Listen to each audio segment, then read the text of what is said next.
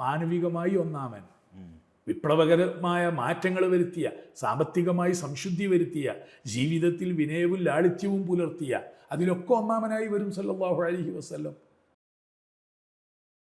ഇപ്പോൾ നമ്മൾ റസൂലുള്ളാഹിൻ്റെ ചരിത്രത്തിൽ നിന്ന് ഇങ്ങനെ നിങ്ങൾ കുറേ നേരമായിട്ട് പറയുന്നുണ്ട്, ഒരു ഗുരുമുഖത്ത് നിന്ന് കേട്ടു, കുറേ കാര്യങ്ങൾ മനസ്സിലാക്കി, അക്ഷരവായനക്കപ്പുറത്തേക്കുള്ള റസൂലുള്ളാഹി എന്നൊക്കെ ഇങ്ങനെ പറയുന്നുണ്ട്. അതെന്താ സംഭവം? ആരാണ് ഈ ഗുരു? റൂമി നല്ലൊരു ജുഡീഷ്യൽ അന്വേഷകൻ കൂടിയാണെന്ന് തോന്നുന്നു. മറച്ചു വെക്കേണ്ട പലതും ഒളിച്ചു വെക്കേണ്ട പലതും ഉണ്ട്, എന്നാലും അത് പറയരുതാത്തതൊന്നുമല്ല. അതായത് റൂമി ഇസ്ലാമിക മുഖം 3 വിധാനങ്ങളാണെന്ന് സഹീഹുൽ ബുഖാരിയിൽ ഞാനും നീയൊക്കെ പഠിച്ചിട്ടുണ്ട്. മർത്തബത്തുൽ ഇസ്ലാം, മർത്തബത്തുൽ ഈമാൻ, മർത്തബത്തുൽ ഇഹ്സാൻ. അതിൽ ബാഹ്യമായ ശാരീരിക പ്രക്രിയകളുടെ ലോകമാണ് അനുഷ്ഠാനത്തിൻ്റെ, ശരീഅത്തിൻ്റെ മർത്തബത്തുൽ ഇസ്ലാം. അത് ഹൃദയാന്തരാളങ്ങളിൽ സ്വാധീനിച്ച് വരുമ്പോഴുണ്ടാകുന്ന വിശ്വാസ ചൈതന്യങ്ങളാണ് മർത്തബത്തുൽ ഈമാൻ. ഖുശൂഅ്, ഇഖ്ലാസ്, ഖുളൂഅ്, തവക്കുൽ, തസ്ലീം. ഖുർആനിൽ 10-40 പ്രയോഗങ്ങളെങ്കിലും ഉണ്ട് ഇതിനെപ്പറ്റി. മറിച്ച് ഇസ്ലാമിക പ്രയോഗങ്ങളിൽ നിസ്കാരം, നോമ്പ്, സദഖ എന്ന് പറയാൻ എല്ലാവർക്കും കഴിയും. അപ്പം ഈമാനികമായ ഒരു വിധാനത്തിലേക്ക് ഖൽബ് ഉയർന്നത് അത് ഒരു വിഭാഗം മുസ്ലിമീങ്ങൾക്ക് ലഭിക്കുന്ന സൗഭാഗ്യമാണ്. എന്നാൽ ആദ്യത്തെ മർത്തബ മാത്രം ലഭിച്ചത് ഒട്ടും മോശമല്ല. ഉമ്മത്തു സയ്യിദിന മുഹമ്മദിൻ സല്ലല്ലാഹു അലൈഹി വസല്ലം ഇൻഷാ അല്ലാഹ് ഷഹാദത്തൈനി അവരുടെ കയ്യിലുണ്ട്. മുസ്ലിമീങ്ങൾ അവരൊക്കെ ഇൻഷാ അല്ലാഹ് മോക്ഷത്തിൻ്റെ ആളുകളാണ്, രക്ഷപ്പെടുന്നവരാണ്. തെറ്റുകുറ്റങ്ങളൊക്കെ ഉണ്ടെങ്കിൽ അവർ പശ്ചാത്തപിച്ചാൽ അതും അല്ലാഹു തആല പുറത്തു കൊടുക്കും. അപ്പം എല്ലാവരും ഒരു ഗുരുനാഥനെ പ്രാപിക്കണമെന്ന അബദ്ധമൊന്നും എൻ്റെ ഗുരുനാഥൻ പഠിപ്പിച്ചിട്ടില്ല. അപ്പം മർത്തബത്തുൽ ഇസ്ലാമിലുള്ള പരകോടി മുഅ്മിനീങ്ങൾ, മുസ്ലിമീങ്ങൾ മൊത്തത്തിൽ നമുക്ക് പറയാം. എന്നാൽ മർത്തബത്തുൽ ഈമാൻ എന്ന് പറയുന്നത് അകം ഉണരണം. അപ്പോഴാണ് അല്ലാഹ് എന്നത് ഒരക്ഷരമല്ല, അല്ലാഹുവിൽ വിശ്വസിക്കുക എന്ന് പോലും പറയില്ല, മറിച്ച് അല്ലാഹുവിനെ ആസ്വദിക്കുക, അല്ലാഹുവിനെ അനുഭവിക്കുക, സ്നേഹത്തോടുകൂടി അല്ലാഹുവിനെ പ്രാപിക്കുക. ഇത് ഉൾക്കൊള്ളണമെങ്കിൽ തന്നെ മർത്തബത്തുൽ ഈമാൻ എന്ന വഴിയെ പ്രാപിക്കാൻ കഴിയണം.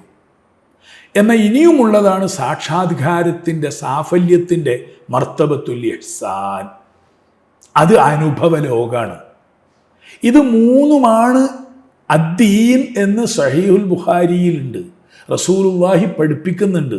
സയ്യിദുനാ ജിബ്രീൽ വന്ന് സഹാബത്തിനെ വ്യക്തമായി ചിത്രീകരിക്കുന്നുണ്ട്. അപ്പം അതിൽ ഞാൻ എന്തിനാ ഇത് വേഗം പറഞ്ഞത്? അഹ്ലുസുന്നയുടെ നമ്മുടെ ആളുകളൊക്കെ കേരളത്തിൻ്റെ ഭാഗ്യം ഈ ഇഹ്സാനിക തലത്തിലുള്ള മഹാന്മാരുടെ അനുഭവ സാക്ഷാത്കാരത്തിൻ്റെ ചെറിയൊരു നനവ് ലഭിച്ചവരാണ്. നേരിട്ട് ശിഷ്യപ്പെട്ടിട്ടുണ്ടാവില്ലെങ്കിലും അത്തരം മഹാന്മാരോടുള്ള ബന്ധം കേരളത്തിൻ്റെ പാരമ്പര്യം അതാണ്. സയ്യിദി ഷെയ്ഖ് സൈനുദ്ദീൻ മഖ്ദൂം തങ്ങൾ, വെളിയങ്കോട് ഉമറുൽ ഖാവി, ഖുത്ബുസ്സമാൻ മമ്പുറം സയ്യിദ് അലവി തങ്ങൾ, ആദ്യകാലത്തെ നമ്മുടെ അഹ്ലുസുന്നയുടെ നായകന്മാരായ ഉസ്താദുമാർ, അവരൊക്കെ ഇത് 3ഉം സമന്വയിപ്പിച്ചവരായിരുന്നു. ഏതെങ്കിലും ഒരു ഗുരുബന്ധം അവർക്കുണ്ടാകും. യഥാർത്ഥത്തിൽ ഇപ്പോൾ സമസ്ത കേരള ജമിയത്തുൽ ഉലമ ഈ 3 മുഖങ്ങളുടെയും സംരക്ഷണത്തിനു വേണ്ടിയും അവയ്ക്കെതിരായി വരുന്ന ആരോപണങ്ങളെ പ്രതിരോധിക്കാൻ വേണ്ടിയുമാണ് സ്ഥാപിച്ചത് എന്ന് ഭരണഘടനയിലുണ്ട്. അന്നൊക്കെ ഖാദിരിയ, നഖ്ശബന്ദിയ, സുഹ്റവർദിയ, ചിശ്തിയ തുടങ്ങിയ ആധ്യാത്മികമായ വഴികളുണ്ട്. അപ്പോൾ ചുരുക്കത്തിൽ ഈ വിനീതൻ പഠിക്കുന്ന കാലത്ത്, വായിക്കുന്ന കാലത്ത് അത്തരം ഒരു ചിന്ത ഉണ്ടായിരുന്നില്ല. എന്നാലോ ആ ഒരു വഴിയിലൂടെ തന്നെയാണ് സഞ്ചരിക്കാൻ ഭാഗ്യമുണ്ടായത്. അത് നിയോഗമാണെന്ന് ഞാൻ പറയാം. അത് എന്നെക്കുറിച്ച് ഞാൻ പറയുമ്പോൾ തന്നെ എനിക്ക് വിഷമമാണ്.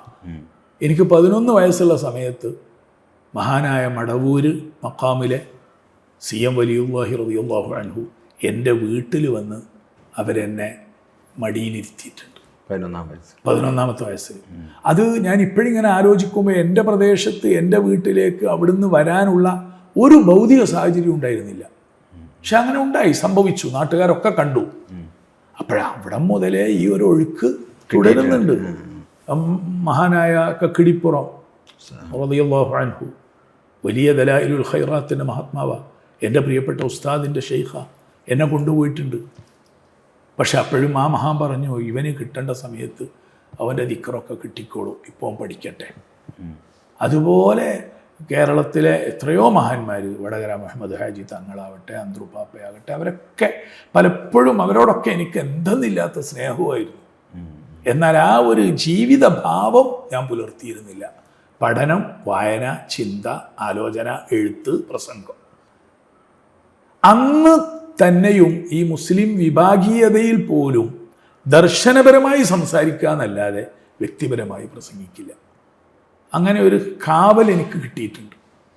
പിന്നീടാണ്, ചോദിച്ചതുകൊണ്ട് മാത്രം പറയാണ്, ദൗർഭാഗ്യകരമായി നമ്മുടെ ഉലമാ രണ്ട് ദിശയിലേക്ക് മാറി.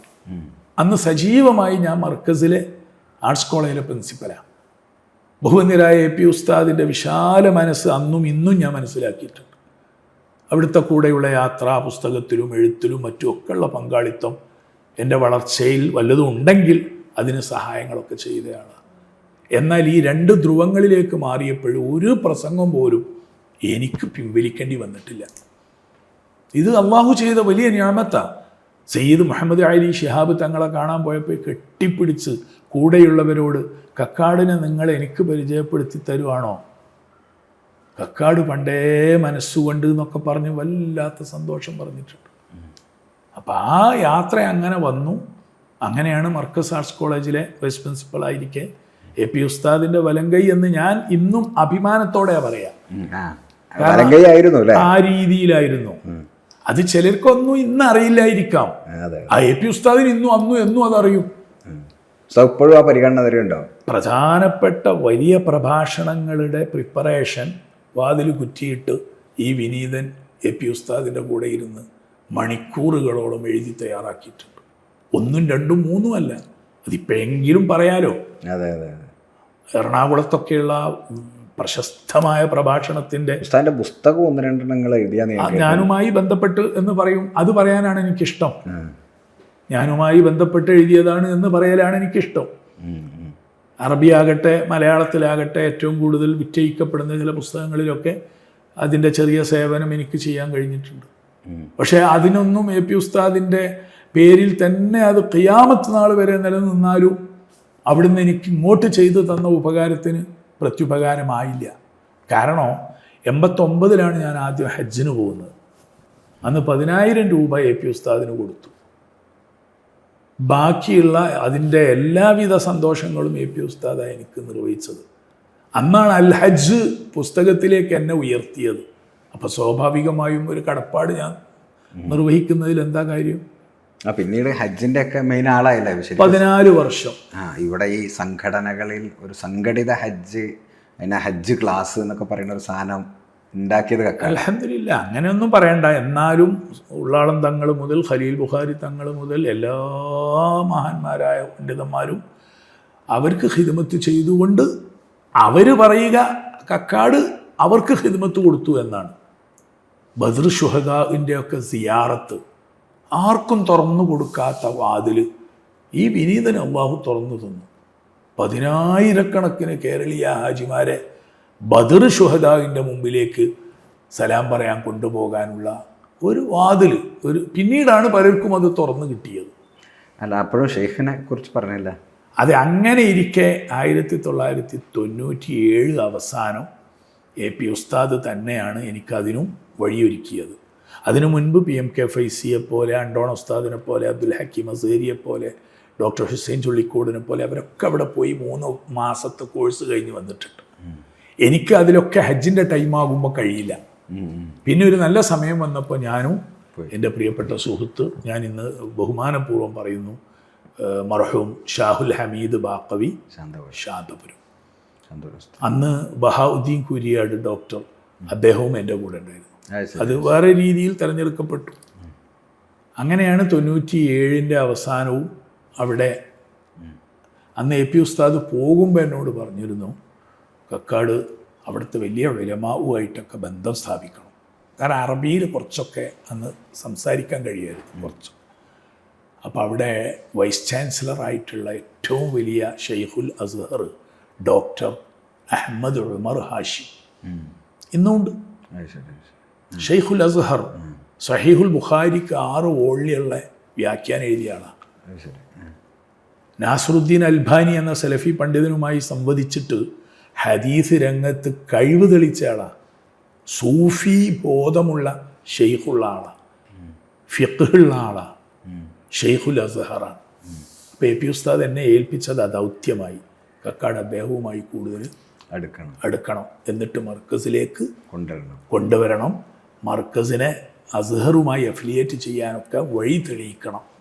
അപ്പോൾ സ്വാഭാവികമായും ഞാൻ അദ്ദേഹത്തെ മനസ്സുകൊണ്ട് 97 അവിടെ പോകുമ്പോൾ എ പി ഉസ്താദ് സന്തോഷം പകർന്ന സുന്നി പണ്ഡിതനാണ്, സൂഫി പണ്ഡിതനാണ്, ഹദീസ് പണ്ഡിതനാണ്. എ പി ഉസ്താദിന് സർവ്വ അംഗീകാര ബഹുമാനമുള്ള ആളാണ്. അപ്പോഴങ്ങനത്തെ ഒരാളെ സ്വാഭാവികമായും എനിക്ക് സന്തോഷമാണ്. അപ്പോഴാണ് ഞാൻ സഹീഹുൽ ബുഖാരിയുടെ 6 വോള്യം വ്യാഖ്യാനം ഒക്കെ കാണുന്നത്. ക്ലാസ്സിൽ അദ്ദേഹത്തെ കാണാൻ കാത്തിരുന്നു. ഞാനുണ്ട്, പ്രിയപ്പെട്ട ഷാഹുൽ ഹമീദ് ബാഖവിയുണ്ട്. ഒരു ബുധനാഴ്ച രാവിലെ 9 മണിക്ക് ആദ്യത്തെ ക്ലാസ് ഡോക്ടർ അഹമ്മദ് ഉമർ ഹാഷിമിൻ്റെതാണ്. അദ്ദേഹത്തിനെ പട്ടാളക്കാരെ അകമ്പടിയോടെ വരിക.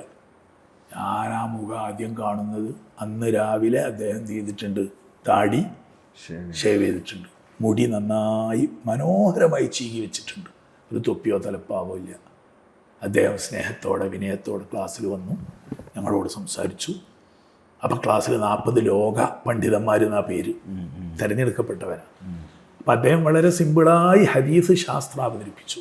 പക്ഷെ അതിൽ ഞാൻ എഴുന്നേറ്റ് കുറച്ച് ഉയർന്ന ഒരു ചോദ്യം ചോദിച്ചു. അപ്പോഴദ്ദേഹം എന്നെ നോട്ട് ചെയ്തു. സ്വാഭാവികമാണ്, കാരണം കുറച്ച് ആഴത്തിലൊക്കെ വായിച്ചു പഠിച്ചു എന്ന്. അങ്ങനെ അന്ന് മുതൽ അദ്ദേഹത്തോട് കോണ്ടാക്റ്റ് ഉണ്ട്, അൽഹംദുലില്ലാ.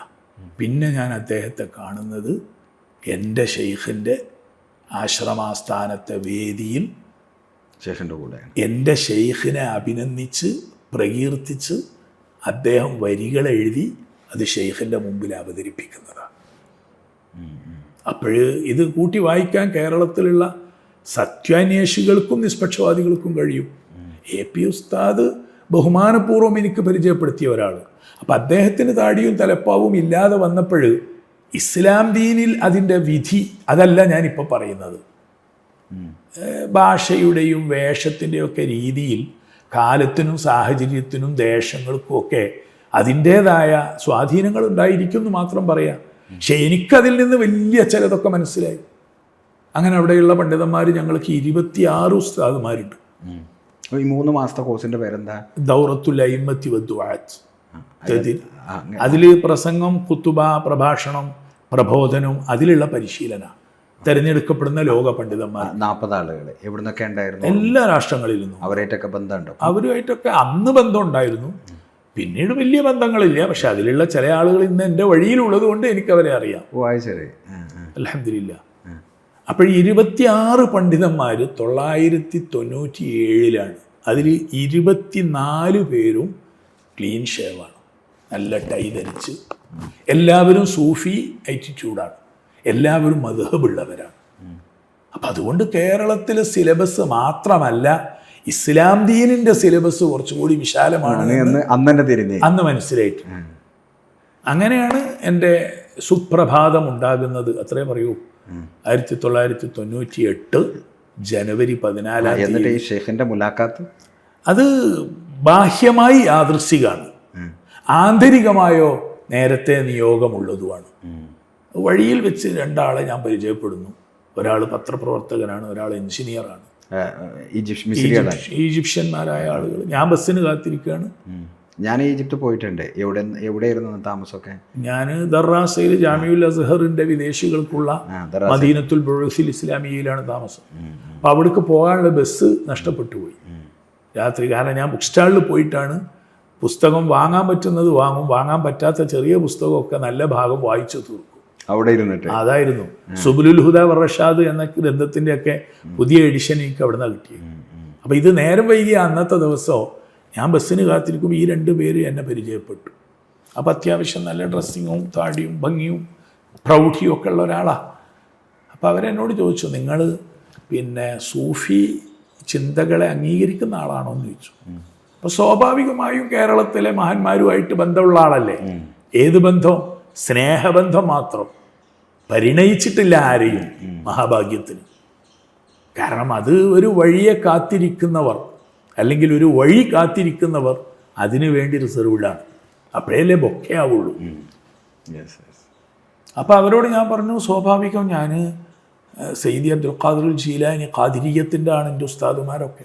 അപ്പോൾ അവരെന്നോട് വല്ലാതെ അടുത്തു. അപ്പോൾ അവർ പറഞ്ഞു, ഞങ്ങൾ ഇബ്രാഹിമുൽ ഖുറശി ദസൂഖി റളിയല്ലാഹു അൻഹുവിൻ്റെ ത്വരീഖത്തിലുള്ളവരാണ്, ഞങ്ങളുടെ ആസ്ഥാനം ഇതിൻ്റെ മുകളിൽ 3-ാം നിലയിലാണ്. അപ്പം ഞാൻ അവർക്ക് കൈ കൊടുത്തിട്ട് പറഞ്ഞു, അൽഹംദുലില്ലാ മിനൽ അഖ്താബിൽ അർബഅ. അപ്പം ഇത് നമ്മുടെ സമസ്തയുടെ മദ്രസ ബുക്കിലുള്ളതാണ്. സയ്യിദി അഹമ്മദുൽ കബീർ റിഫാഴി 1-ാമൻ, സയ്യിദി അബ്ദുൽ ഖാദിർ ജീലാനി റളിയല്ലാഹു അൻഹു 2-ാമൻ, സയ്യിദി അഹമ്മദുൽ ബദവി റളിയല്ലാഹു അൻഹു 3-ാം, സയ്യിദി ഇബ്രാഹിമുൽ ഖുറശി ദസൂഖി റളിയല്ലാഹു അൻഹു 4-ാമൻ. ഇത് മദ്രസയിലെ ബുക്കിൽ കേരളത്തിൽ സമസ്ത പഠിപ്പിക്കുന്നുണ്ട്. ഇപ്പോഴും ദുആയിൽ ചിലരൊക്കെ പക്ഷപാതം പിടിച്ചിട്ട് ചിലരെ കൂട്ടും ചിലരെ ഒഴിവാക്കും. അത് എത്രത്തോളം ഭംഗിയാണ് എന്ന് എനിക്കറിഞ്ഞുകൂടാ. അപ്പം ഞാനത് അവരോട് പറഞ്ഞപ്പോൾ അവരെൻ്റെ കൈ തന്നിട്ട്, ഇന്ത്യയിൽ നിന്ന് വന്ന ഒരാൾ അവരുടെ കുത്തുബിനെ പറ്റി തുടർന്ന് ഞാൻ പറഞ്ഞു, ഞാൻ 2 ആഴ്ച മുമ്പ് ദസൂഖിൽ ഇബ്രാഹിമു ദസൂഖിയുടെ മക്കാമിൽ സിയാറത്തിന് പോയിരുന്നു. ശരിയാണ്, 15 ദിവസം മുമ്പ് ഞാൻ പോയിരുന്നു. ഡോക്ടർ ബഹാവുദ്ദീൻ കുരിയാട് എൻ്റെ കൂടെ ഉണ്ട്, ഷാഹുൽ ഹമീദ് ബാക്കവി ഉണ്ട്.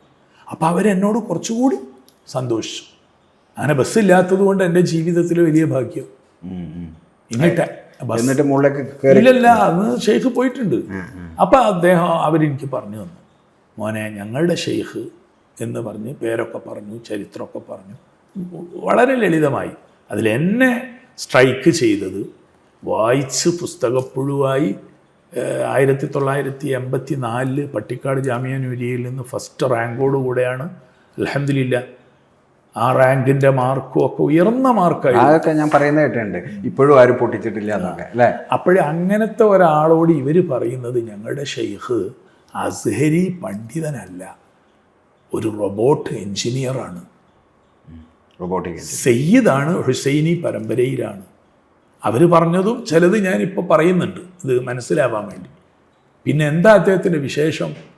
അസ്ഹറിലുള്ള ഉലമാക്കൾ പോലും മഹാൻ്റെ അടുത്ത് വന്ന് ചോദ്യങ്ങൾ ചോദിക്കും. ബോധോദയ ജ്ഞാനമുള്ള ആളാണ്, ലതുന്യായ ഇൽമു കൊണ്ടാണ് അദ്ദേഹം പറയുന്നത്. അതെന്നെ വല്ലാതെ ഇഷ്ടപ്പെടുത്തി. കാരണം കേരളത്തിലെ മഹാന്മാർക്ക് ഖിദ്മത്ത് ചെയ്യാനും. ഈജിപ്തിനെ സംബന്ധിച്ച് അവിടെ ഒരുപാട് തരീക്കത്തില്ല. ഇപ്പം ഈ സൈനബ് ഉണ്ടല്ലോ, അവിടെ അവിടുത്തെ ഉറൂസിനാന്ന് തോന്നുന്നത് എല്ലാ ത്വരീക്കത്തുകൾക്കും ഒരു ഖാൻഖാഹകളൊക്കെ ഞാൻ ഒരു എല്ലാം ഉണ്ട്. പക്ഷെ ഒക്കെ സൗഹാർദ്ദമാണ്, അതെ അതെ, പരസ്പര വിദ്വേഷം കുറവാണ്. അത് ഞാൻ അന്ന് നോട്ട് ചെയ്തതാണ്. അതെ അതെ, വിദ്വേഷം പ്രശ്നമൊന്നുമില്ല, കാരണം എല്ലാവരും ഇവിടെ ഖാൻഖാഹ ഉണ്ടല്ലോ.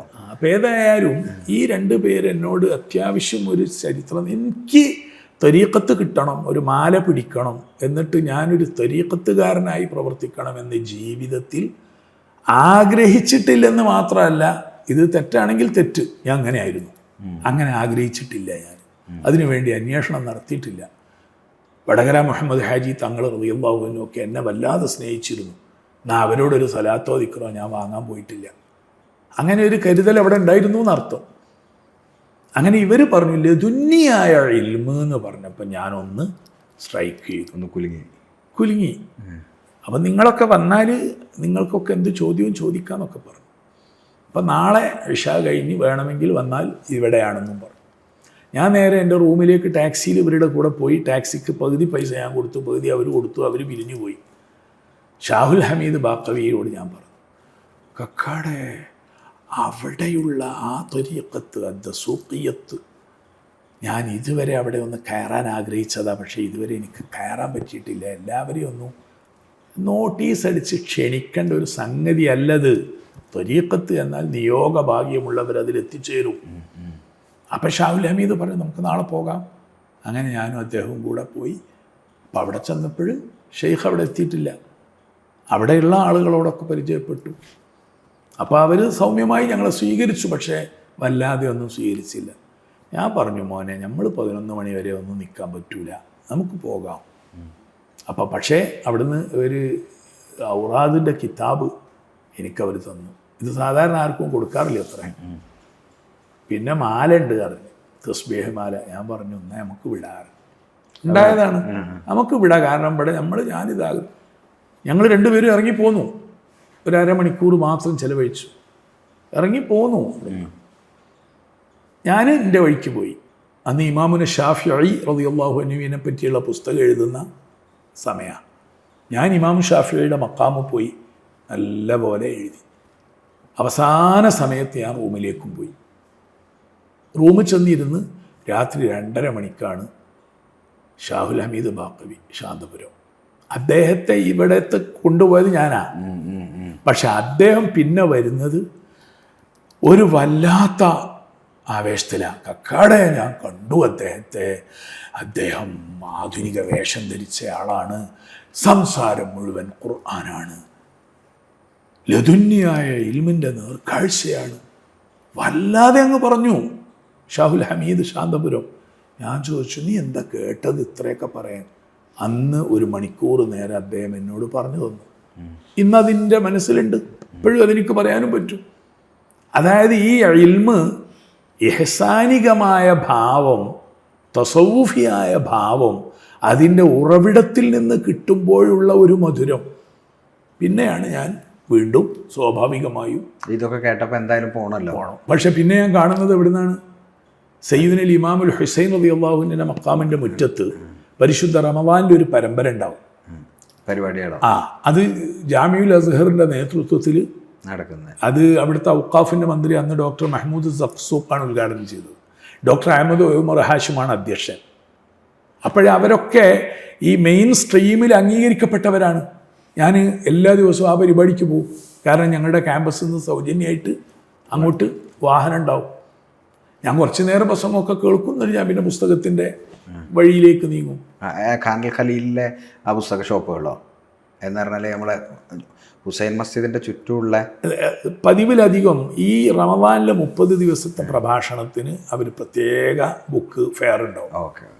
അതൊക്കെ ഞാൻ ഇരുന്ന് കാണും, തിരിച്ച് ബസ്സിൽ പോവുകയും ചെയ്യും. പിന്നെ ഷാഹുൽ ഹമീദ് ബാഖവിയാണ് എന്നോട് പറയുന്നത്, കക്കാടെ നാളെ ആ പന്തലിൽ ഷെയ്ഖ് മുഖ്താർ എന്ന മഹാനാണ് വരുന്നത്. റൊട്ടേഷനാണ്, ഓരോ ടീമിനും കൊടുക്കും അവർ. എന്നാൽ പിന്നെ അദ്ദേഹത്തെ അവിടെ കാണാം.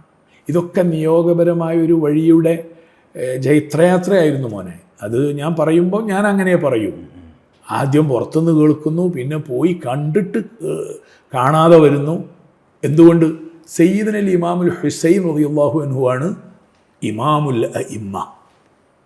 ആത്മീയ ഭാഷയിൽ ഖുൽ യാ ഇമാമൻ ലിൽ അഇമ്മത്തി സയ്യിദൻ യാ മിൻഹത സഹറാഇ വന്നബവിയ്യത്ത്.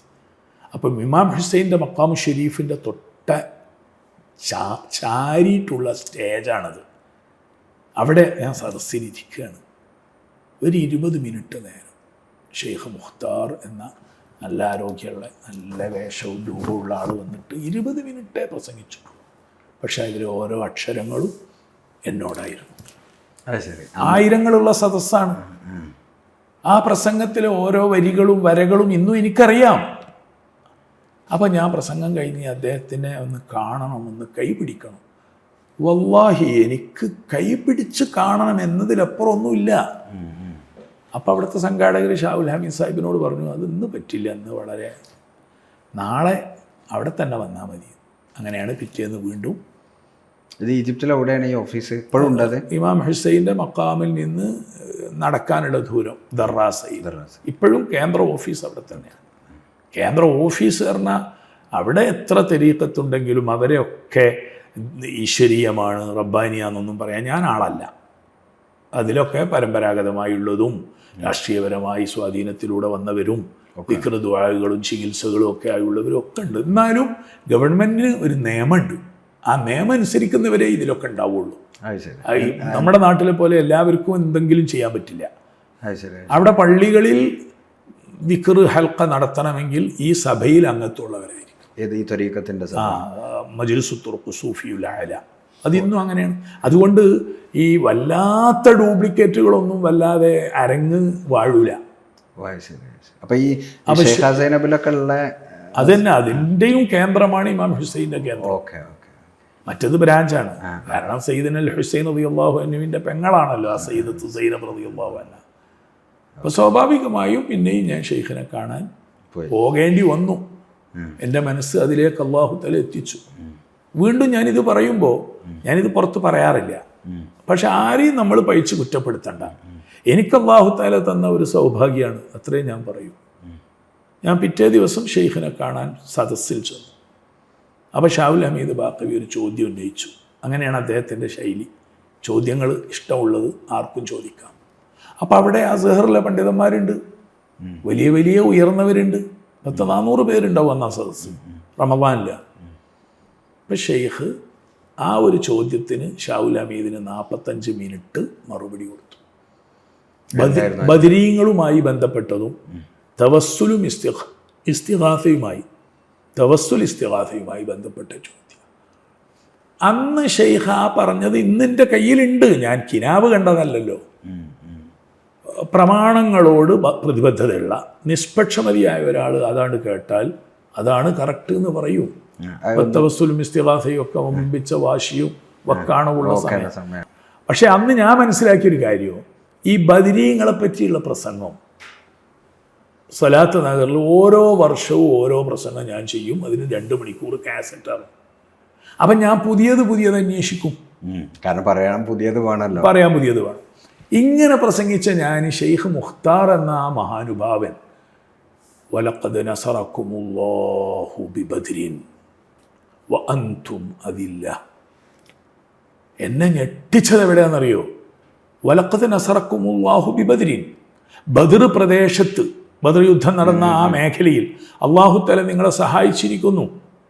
വഅൻതും അദില്ല, നിങ്ങൾ സമൂഹത്തിൽ നികൃഷ്ടരായി ഗണിക്കപ്പെട്ടിരുന്ന ഒരു കാലഘട്ടത്തിൽ. ഇത് നമ്മൾ എത്രയോ പഠിച്ചതാണ്. ബദർ എന്ന ആ ഭൂമിക്ക് അങ്ങനെ പേര് വരാനുള്ള കാരണം മോയിൻകുട്ടി വൈദ്യരൊക്കെ പറയുന്നുണ്ട് ഭംഗിയായിട്ട്. പക്ഷേ ഷെയ്ഖ് മുഖ്താർ തങ്ങൾ പറഞ്ഞു, ചരിത്രപരമായി അങ്ങനെ ഒരു വ്യാഖ്യാനം അത് ശരിയാണ്. എന്നാൽ മറ്റൊരർത്ഥവും കൂടി വയ്ക്കാം. വലഖദ് നസറക്കുമുല്ലാഹ്, മനുഷ്യവംശമേ നിങ്ങളെ അല്ലാഹു സഹായിച്ചിരിക്കുന്നു. ബിബദ്രിൻ, ബദറായ റസൂലുള്ളാഹിയെ കൊണ്ട്. റസൂലുള്ളാഹിയുടെ ഓമന പേരാണ് ബദർ. തലഅൽ ബദറു അലൈന അൻത ശംസുൻ അൻത ബദറുൻ. അപ്പൊ ബദറിനെ കൊണ്ട്, അപ്പൊ ബി ബദരി എന്നാണ്, ഫീ ബദരി എന്നൊന്നും അല്ലല്ലോ. അപ്പൊ ബദറായ റസൂലുള്ളാഹി നിയോഗിതനായതുകൊണ്ടാണ് നിങ്ങളെ അള്ളാഹു സഹായിച്ചത്. അവിടെയും സഹായം ആരുടേതല്ല? റസൂലുള്ളാഹിയുടേതല്ല. വലഖദ് നസറക്കുമുല്ലാഹു, അള്ളാഹു നിങ്ങളെ സഹായിച്ചിരിക്കുന്നു. ബിബദിരിൻ സല്ലല്ലാഹു അലൈഹി വസല്ലം. വഅൻതും അദില്ല, മറ്റുള്ളവരാൽ അവഗണിക്കപ്പെട്ടിരുന്ന ഏതൊരു സമൂഹവും അഇസ്സത്തായി മാറുന്നത് ആദരവായ റസൂലുള്ളാഹി സല്ലല്ലാഹു അലൈഹി വസല്ലമയിലൂടെയാണ്. ഇത് ഞാൻ അക്കാലത്ത് 98-ൽ കേരളത്തിൽ വന്നപ്പോൾ, ഇവിടെ കേരളത്തിലെ ചില ഉസ്താദുമാരോടൊക്കെ പറഞ്ഞപ്പോൾ അവർ കണ്ണീരൊഴുക്കിയിട്ടുണ്ട്.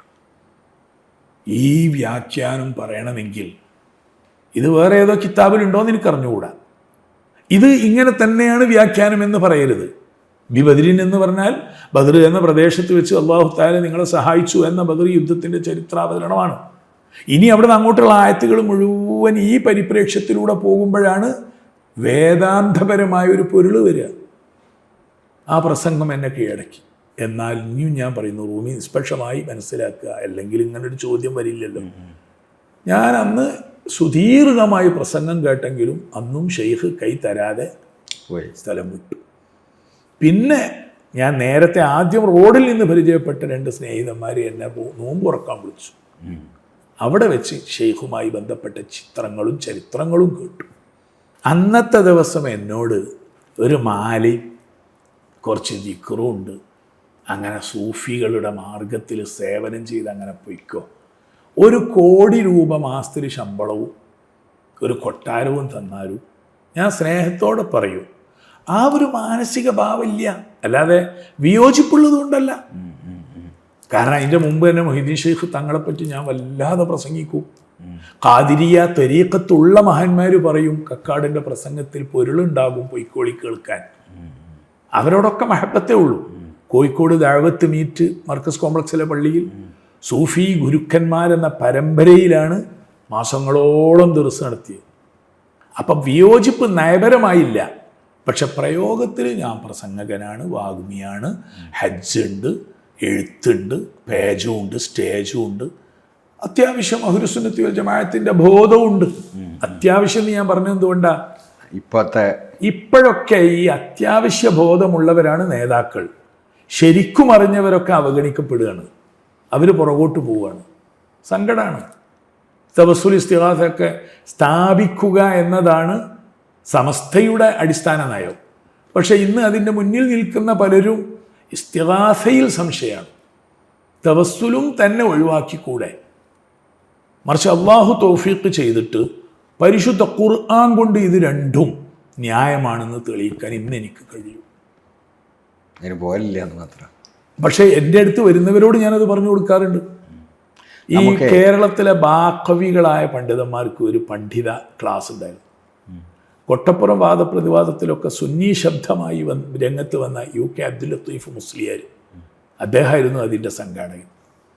അദ്ദേഹം ഉൾപ്പെടുന്ന ഒരു പരിപാടിയിൽ തവസ്സുൽ ഇസ്തിഗാസയെക്കുറിച്ച് എന്നെ ഈ അടുത്ത കാലത്ത് ഞാൻ 1.5 മണിക്കൂറോ 1 മണിക്കൂറോ പ്രസംഗിച്ചു. തവസ്സുൽ ഇസ്തിഗാസ UK അബ്ദുൽ ലത്തീഫ് മുസ്ലിയാർ എന്ന് പറയുന്ന ആൾ തൗഹീദ് അവതരിപ്പിക്കാൻ മർഹൂം EK ഹസൻ മുസ്ലിയാർ ട്രെയിനിങ് കൊടുത്ത് വളർത്തിയ ആളാണ്.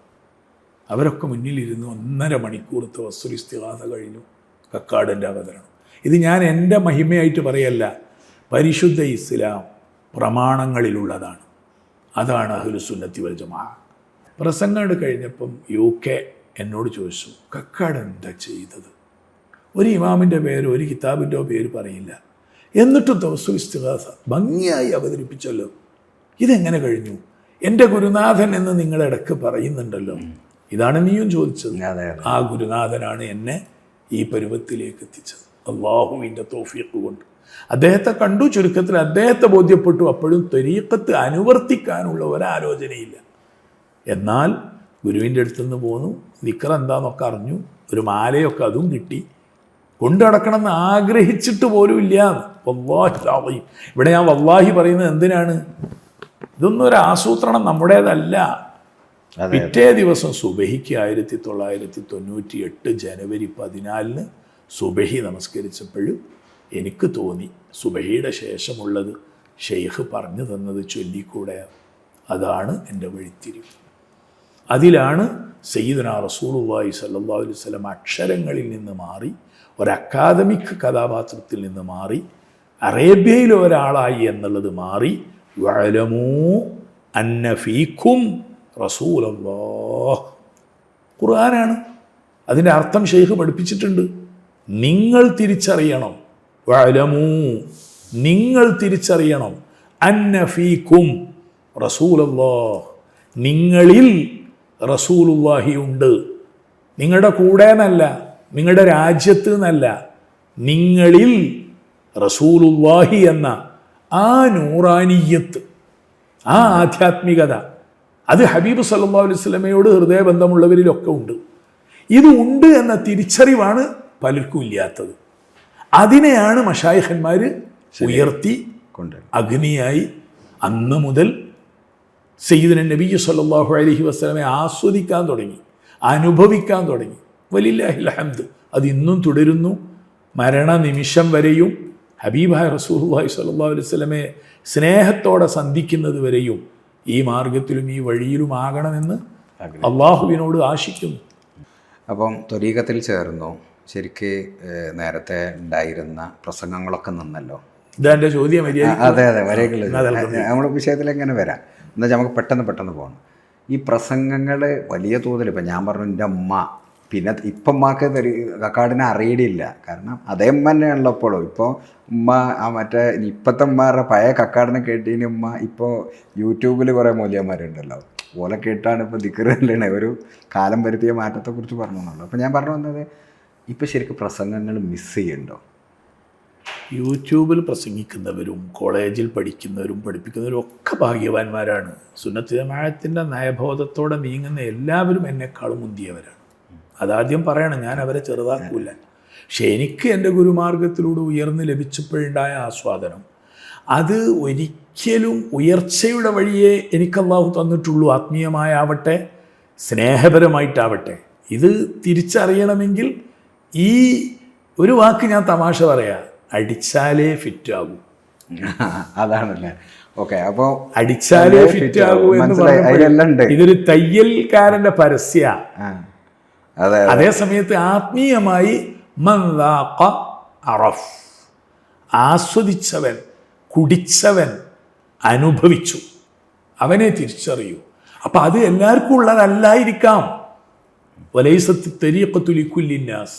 അപ്പം ഞാൻ അതിൻ്റെ ഇടയിൽ ഈ പണ്ട് കക്കാടിനെ ഞാൻ ഓർക്കുന്ന 2003 2002 ഓർമ്മയില്ല, ഈ ബാഗ്ദാദ് ഇറാഖ് യുദ്ധമൊക്കെ ഉണ്ടാകുന്ന സമയത്ത് ഈ സദ്ദാമിനെ കുറിച്ചൊക്കെയുള്ള ഒരു പ്രസംഗം, അത് CD വലിയ ആവേശം, 3ാം ലോക മഹായുദ്ധം വരുന്നു എന്നൊക്കെ പറഞ്ഞ്. അപ്പം അങ്ങനെ ഇപ്പം അവിടെ നിന്നാണോ ശരിക്ക് ഈ വഴിത്തിരിവ് ഉണ്ടാകുന്നത്? ഒരിക്കലും അല്ല, പക്ഷെ അതെൻ്റെ ജീവിതത്തിലൊരു തിരിച്ചറിവാണ്. എന്തായിരുന്നു ആ സംഭവം? അത് ഈജിപ്തിൽ തന്നെയുള്ള ഒരു സലഫി പണ്ഡിതനുണ്ട്, ജമാലുദ്ദീൻ എന്ന പേര്. അദ്ദേഹത്തിൻ്റെ ലോകാവസാനവുമായി ബന്ധപ്പെട്ട പല പുസ്തകങ്ങളും ഞാൻ ഈ ഓട്ടത്തിൽ വായിച്ചിട്ടുണ്ട്. അത് നല്ല പ്രമാണ നിബദ്ധ ആണ് ആദ്യ പുസ്തകങ്ങളൊക്കെ.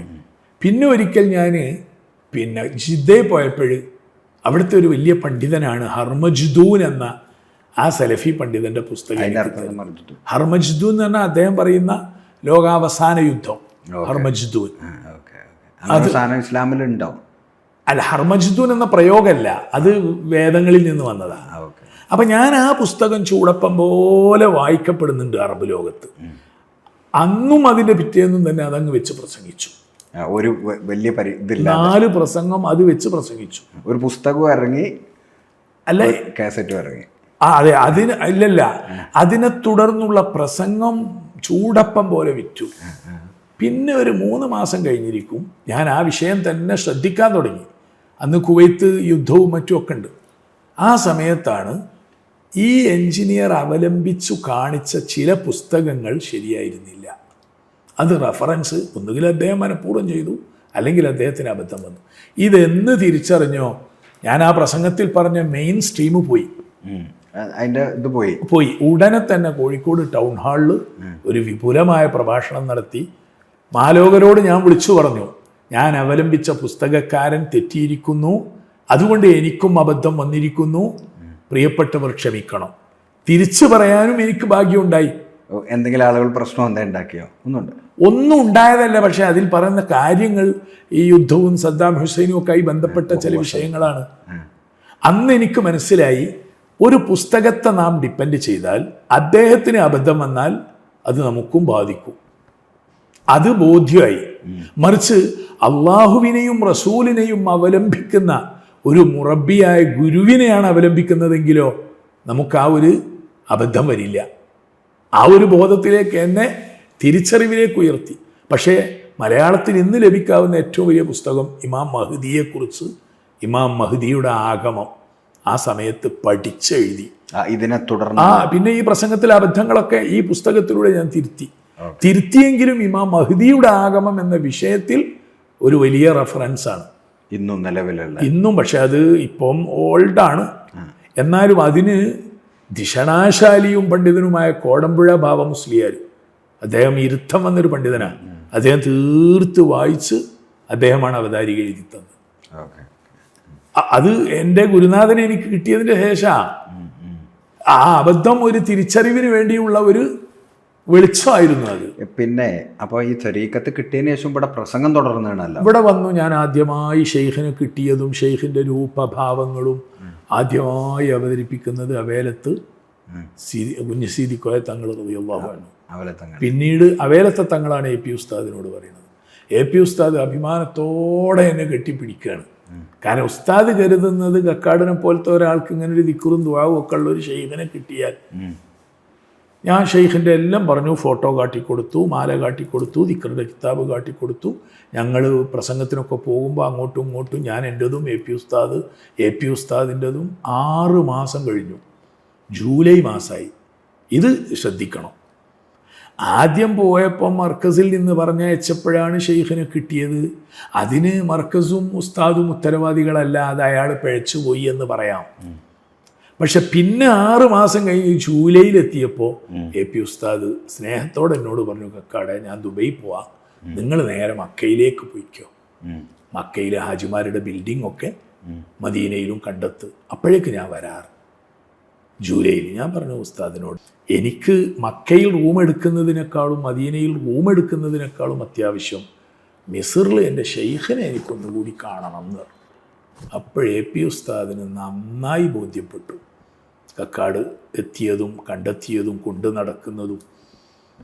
പി ഉസ്താദാണ് ഫുൾ ടിക്കറ്റും ഫുൾ വിസയും പോകാനുള്ള അനുവാദവും രണ്ടാമതും തരുന്നത്. ഇത് അദ്ദേഹം ഭൂമിയിലുള്ള സമയത്ത് തന്നെ എനിക്ക് പറയാനാണ് ഇഷ്ടം, അതുകൊണ്ട് മാത്രമാണ് ഞാൻ അത് വെളിപ്പെടുത്തിയത്. എന്നിട്ട് എൻ്റെ കൈ പിടിച്ചുകൊണ്ട് കക്കാട് ഷെയ്ഖിനോട് അസ്സലാമു അലൈക്കും എന്ന് പറയണം. അപ്പോഴ് ഷെയ്ഖിൻ്റെ താടിയോ ഷെയ്ഖിൻ്റെ രൂപമോ ഒന്നും വിമർശന വിധേയമാണെങ്കിൽ ഇങ്ങനെയല്ലല്ലോ സംഭവിക്കുക. കക്കാട് ജാഗ്രത പുലർത്തണം എന്നല്ലേ പറയാ. 6 കൊല്ലം 98 മുതൽ 2004 വരെ ഞാൻ മർക്കസിലുണ്ട്, ഒരു കുഴപ്പമില്ല, ഹജ്ജുണ്ട്, പ്രസംഗമുണ്ട്. പക്ഷെ ഞാൻ ഷെയ്ഖിനെ പോയി 15 ദിവസം പോയി കണ്ടു. അന്ന് ഷെയ്ഖ് എനിക്ക് കുറച്ചുകൂടി പ്രവർത്തന രംഗത്തുള്ള മാർഗം തന്നു.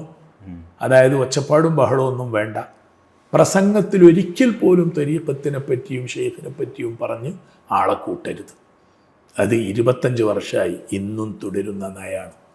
ഇപ്പോൾ പോലും റൂമി എന്ത് ചോദിച്ചാലും ഞാൻ മറുപടി തരില്ല. കാരണം അതിനുള്ളതല്ല ഇത് ഇതിൻ്റെ വഴിക്ക് പോകണം. ഇത് മറ്റുള്ളവരെ കുറ്റപ്പെടുത്തി തരീഖത്ത് കിട്ടിയവർ മാത്രമേ സ്വർഗത്ത് കടക്കൂ എന്ന് പറഞ്ഞ് ആക്ഷേപത്തിൻ്റെ ശൈലികൾ സ്വീകരിച്ച് ഇതൊന്നുമില്ല. ഇതൊന്നും അള്ളാഹുവിൻ്റെ ദീനിലുള്ളതല്ല. എന്നിട്ട് മർക്കസിലെ പിന്നെ ഞാൻ 6 കൊല്ലം സജീവമായി എൻ്റെ ഷെയ്ഖിലും നിന്നു, എൻ്റെ ത്വരീഖത്തിലും നിന്നു. സംഘടനാ രംഗത്ത് എനിക്കാവുന്ന അക്കാലഘട്ടത്തിലാണ് 2004 2007 ഈ തിരുനബി സല്ലല്ലാഹു അലൈഹി വസല്ലമയെ കുറിച്ചുള്ള പുസ്തകത്തിൻ്റെ 2ാം വാള്യോ 1ാം വാള്യോ ഇറങ്ങുന്നത്. കാരണം അന്ന് ത്വരീഖത്തുപരമായ സേവനങ്ങളിൽ അത്ര അങ്ങ് സജീവമായില്ല. 2004 സജീവമാകാനുള്ള ഒരു തിടുക്കം മനസ്സിൽ വന്നു. അപ്പോഴേക്ക് ആളുകളൊക്കെ കുറച്ച് മനസ്സിലാക്കി വന്നു. മോഴിക്കൽ സ്ഥലമെടുത്തു, മദീനത്തുൽ കിറാം എന്ന പേരിൽ മിസ്റിൽ അതേ പേര് വെച്ചു. ബസ്സിലൊക്കെ ആളുകൾ വരാൻ തുടങ്ങി. അപ്പോൾ നമ്മുടെ സംഘടനയിലെ ചില പണ്ഡിതന്മാർ വിയോജിപ്പുകൾ പി ഉസ്താദിനോട് പറഞ്ഞു.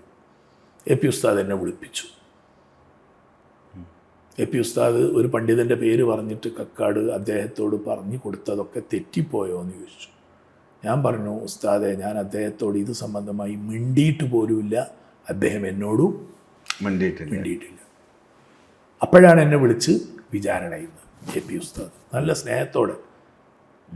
അപ്പം എന്നോട് ചോദിച്ചു, കക്കാട് ഉള്ളാൾ തങ്ങൾക്ക് നിങ്ങളെപ്പറ്റി ഈ ഷെയ്ഖിനെ പറ്റിയൊക്കെ എന്തെങ്കിലും അറിയോ? ഞാൻ പറഞ്ഞു, ഞാൻ കണ്ടെത്തി സ്വീകരിച്ച ഒരു ഷെയ്ഖിനെ അദ്ദേഹത്തെ കാണാത്ത അറിയാത്ത ഒരാളോട് ഞാൻ സാക്ഷ്യം ചോദിക്കൂല. അല്ല കക്കാടൊന്ന് അവിടെ പോയിട്ട് തങ്ങളോടൊന്ന് വർത്തമാനം പറഞ്ഞാൽ അത് പി ഉസ്താദിന് എന്നോടുള്ള വ്യക്തിപരമായ ഗുണകാംക്ഷയാണ്. തങ്ങൾ ഹയാത്തുള്ള സമയത്ത് അവസാനം പി ഉസ്താദ് തന്നെ ടെലിഫോൺ ചെയ്ത് എനിക്ക് പോകാനുള്ള കളമൊരുക്കി തന്നു. ഇത് അറിയണോ, എൻ്റെ മനസ്സെന്നാണ് പറയണത്. പ്രൊഫസർ AK അബ്ദുൽ ഹമീദ് സാഹിബ്, ഹജ്ജ് കമ്മിറ്റിയുടെ ചെയർമാൻ, അന്ന് എൻ്റെ കൂടെ എല്ലാ അർത്ഥത്തിലും ഉള്ള ആൾ. ഇന്നും അദ്ദേഹം നല്ലൊരു മനുഷ്യനാണ്, പക്ഷെ എൻ്റെ തരീഖത്തിൻ്റെ വഴിയിലില്ല. ഉള്ളത് പറയണമല്ലോ. ബഹുമാനപ്പെട്ട ഉള്ളാൾ തങ്ങളെ കാണാൻ പോയി. അദ്ദേഹം വല്ലാതെ സ്വീകരിച്ചൊരു വെള്ളിയാഴ്ചയാണ്. എല്ലാ ഇറച്ചിയും ചോറും ഒക്കെ തന്ന് എൻ്റെ ഔറാദ്, എൻ്റെ മാല, എൻ്റെ ഷെയ്ഖ്, എൻ്റെ ഷെയ്ഖിൻ്റെ ഫോട്ടോ ഒക്കെ കാണിച്ചു കൊടുത്തു. അപ്പം എന്നോട് പറഞ്ഞ വാക്ക്, കക്കാടെ, ഞാൻ ഖാദിരിയ്യത്ത് സ്വീകരിച്ചത് ബഗ്ദാദിൽ നിന്നാണ്, മുഹീദ്ദീൻ ഷെയ്ഖ് റളിയല്ലാഹു അൻഹുവിൻ്റെ പേരക്കുട്ടിയിൽ നിന്നാണ്. നിങ്ങൾ ദസൂഖിയ്യത്ത് സ്വീകരിച്ചത് മിസ്റിൽ നിന്നാണ്. അല്ല, തങ്ങൾ ചോദിക്കുകയാണ്, നിങ്ങളുടെ ഷെയ്ഖിന് താടിയും തലപ്പാവും ഒന്നും ഇല്ലല്ലോ? തങ്ങൾ ഇങ്ങോട്ട് ചോദിച്ചു. പ്രൊഫസർ AK അബ്ദുൽ ഹമീദ് സാഹിബ് ഇന്നും ഹയാത്തുണ്ടല്ലോ. അപ്പം ഞാൻ പറഞ്ഞു, തങ്ങൾ ചോദ്യം ഒന്നുകൂടി. തങ്ങൾ പറഞ്ഞു, ഞാൻ ബഗ്ദാദിൽ നിന്ന് ഖാദിരിയത്ത്, ഞാൻ മാത്രമല്ല, അദ്ദേഹത്തിൻ്റെ കൂടെ MA അബ്ദുൽ ഖാദിർ മുസ്ലിയാർ എന്ന ദിഷണാശാലിയായ മഹാനുണ്ടായിരുന്നു ആ തരീഖത്ത് സ്വീകരിക്കാൻ, MA ഉസ്താദ്. അത് അദ്ദേഹം എഴുതിയിട്ടുണ്ട് സുന്നി വോയിസിൽ, കണ്ടതും സ്വീകരിച്ചതും. എന്നിട്ട് ഉള്ളാൾ തങ്ങൾ പറഞ്ഞു, ഞങ്ങൾ സ്വീകരിച്ച ആ ഷെയ്ഖിന് താടിയും തലപ്പാവും ഒന്നുമില്ല, കഴുത്തിൽ ഒരു അപ്പം ടൈ എന്നുള്ളത് തങ്ങൾക്ക് ഞാൻ തിരുത്തി. അപ്പം ഞാൻ പറഞ്ഞു എൻ്റെ ഷെയ്ഖും അങ്ങനെയാണ് വേഷം. എന്നിട്ട് പറഞ്ഞു അവിടെയൊക്കെ അങ്ങനെയാണ് സുന്നികളുടെയും സൂഫികളുടെയും വേഷം. അപ്പം അതിലൊന്നും ബഹളം ആവശ്യമില്ല, ആക്ഷേപവും ശരിയല്ല. അപ്പം അത് കഴിഞ്ഞ് ഞാൻ എ പി ഉസ്താദിനോട് പറഞ്ഞു നടപടി വല്ലതും എടുക്കുകയാണെങ്കിൽ എനിക്ക് മാത്രം മതിയാവില്ല എന്ന് സ്നേഹത്തോടെ ചിരിച്ചുകൊണ്ട് പറഞ്ഞു. കാരണം അവരും ബയ്യത്ത് ചെയ്തിട്ടുണ്ട്. പക്ഷെ അത് അവർ കൊണ്ടടക്കുന്നുണ്ടോ ഇല്ല എന്നുള്ളത് അത് ഭാഗ്യവും യോഗവുമാണ്. അങ്ങനെയാണ് പിന്നെ കുറച്ച് ചിന്തകളും ചർച്ചകളും വന്നു. പിന്നെ സംഘടനകളെ കൊണ്ടുള്ള ചില ഹൈറുണ്ട്, അത് സംഘടനകൾക്കേ കഴിയൂ, അത് തുടരണം. അതിന് തടസ്സമാകുന്ന ചില നീക്കങ്ങളെയൊക്കെ മര്യാദപൂർവമാണ് നിരാകരിക്കുന്നതെങ്കിൽ ഞാൻ സ്വാഗതം ചെയ്യും. കാരണം ഇപ്പോൾ ഈ കണ്ട സ്ഥാപനങ്ങളും ഈ കണ്ട രീതികളും ഒക്കെ നടക്കണ്ടേ. അതിനിപ്പോൾ സമസ്ത കേരള ജമിയത്തുൽ ഉലമയുടെ 2 മുഖങ്ങളുണ്ട്. ബഹുമാനപ്പെട്ട ജിഫ്രി തങ്ങളുടേതായാലും എ പി ഉസ്താദിൻ്റേതായാലും അത് സജീവമായി തുടരണം. അതൊരു വലിയ ബ്ലോക്കാണ്, അത് വലിയ ഒരു സംരക്ഷണ കവചമാണ് സാധാരണക്കാർക്ക്. അല്ലെങ്കിൽ ഈ ഒഴുകിപ്പോവും എവിടേക്കെങ്കിലും. എന്നാൽ അതിൽ നിന്ന് ആത്മീയമായി കുറച്ചുകൂടി ഉയർന്ന മശായിഖന്മാർ മുഖേന കാവലും സംരക്ഷണവും അള്ളാഹു കൊടുത്താലോ അത് കുറച്ചുകൂടി ഉയർന്ന കാവലാണ്. ആ വഴിയിൽ അള്ളാഹു തആല എനിക്ക് സംരക്ഷണം തന്നു എന്നാണ് ഞാൻ വിചാരിക്കുന്നത്. എന്നാൽ ഇതിലേക്ക് വരാത്തവരോടൊരു വെറുപ്പുണ്ടായിട്ട് കാര്യമില്ല. ഇത് നിയോഗഭാഗ്യാണ്. എന്നെ ആ കാലത്ത് ഈ ഒരു സംഘടനാപരമായ ചെറിയ ബഹളമൊക്കെ ഉണ്ടായ സമയത്ത് എതിർത്തവർ, കുറ്റപ്പെടുത്തിയവർ, എൻ്റെ ഷെയ്ഖിന് താടിയില്ല എന്ന് പറഞ്ഞ് എന്നോട് അലോഹ്യം കാണിച്ചവർ, അതിൽപ്പെട്ട ഒരു ബിരുദധാരിയായ പണ്ഡിതനെ പിന്നീട് ഞാൻ കാണുന്നത് താടി വടിച്ചിട്ടാണ്. ഞാൻ ചോദിച്ചു എന്ത് പറ്റി? അപ്പം അദ്ദേഹത്തിന് വേറൊരു ഷെയ്ഖിനെ കിട്ടിയാണ്, എൻ്റെ ഷെയ്ഖിനെ അല്ല. അപ്പം ആ ഷെയ്ഖ് അദ്ദേഹത്തോട് പറഞ്ഞു ഇത് ആചാരത്താടി വടിച്ചിട്ട് വാങ്ങും. ഇന്നുണ്ട് ആ ഷെയ്ഖുപ്പുണ്ട്, ആ താടി വടിച്ച പണ്ഡിതനും ഇപ്പോഴും ഉണ്ട്. അപ്പം ഇത് അടിപിടി കൂടാനുള്ള ബഹളം അല്ല. ഞാനിത് തന്നെ പറയുന്നത് ഒരു സുന്നത്തുള്ള വിഷയമല്ല, അതിൻ്റെ ക്രമപ്രശ്നമൊന്നും അല്ല ഇവിടെ വിഷയം. ആക്ഷേപിക്കരുത്. മദ്ഹബുകൾ പലതും ഉണ്ട്. ദീന് എന്ന് പറഞ്ഞാൽ മാ ശറഅ അല്ലാഹു വറസൂലുഹു ആണ്. അത് ചിലപ്പോൾ നാടും ദേശവും ഒക്കെ മാറും. പക്ഷേ അൽഹംദുലില്ലാ ഇന്നത്തെ അവസ്ഥ എന്താണ്?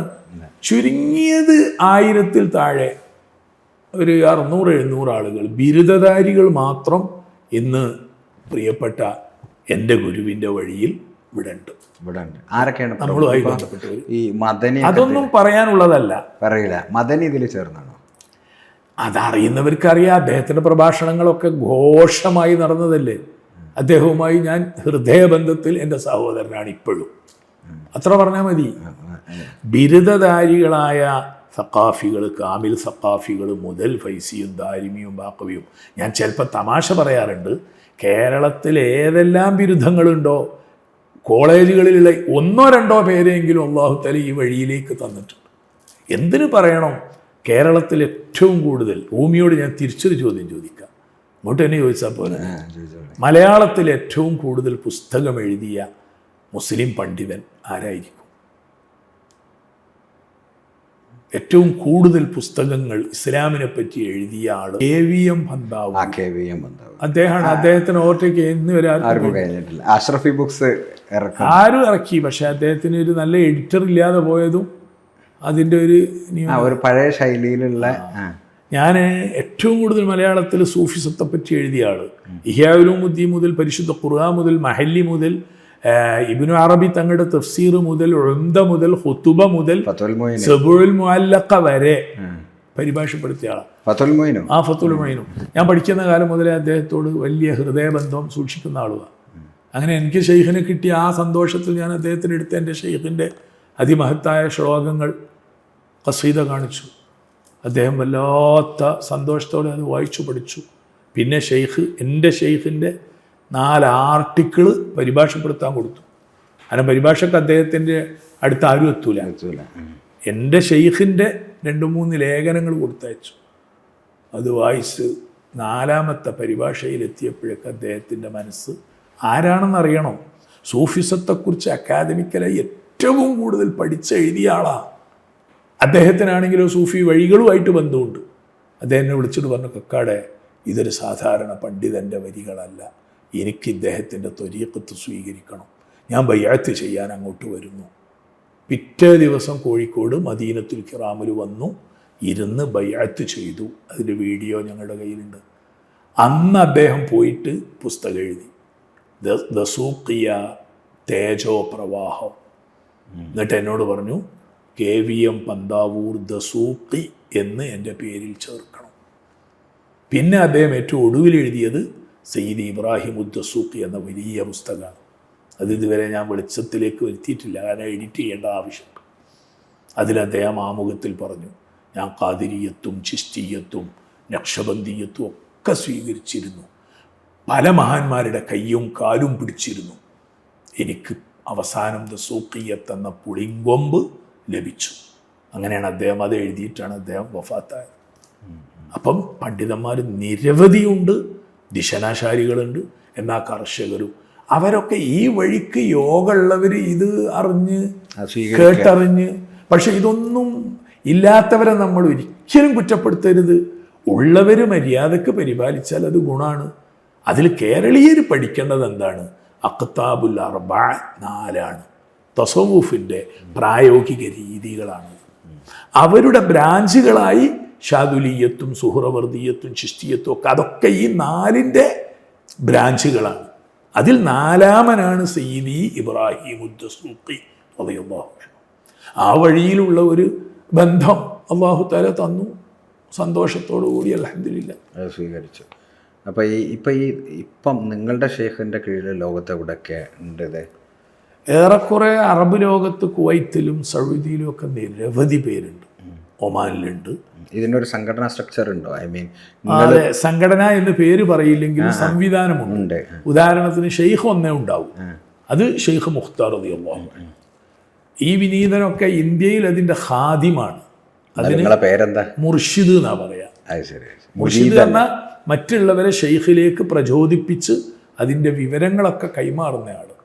ഷെയ്ഖ് എന്ന വിധാനത്തിൻ്റെ 1 കോടിയിൽ ഒരംശം എനിക്കുണ്ട് എന്ന് ഞാനോ എൻ്റെ കൂട്ടുകാരോ അവകാശപ്പെട്ടാൽ അത് വ്യാജമാണ്.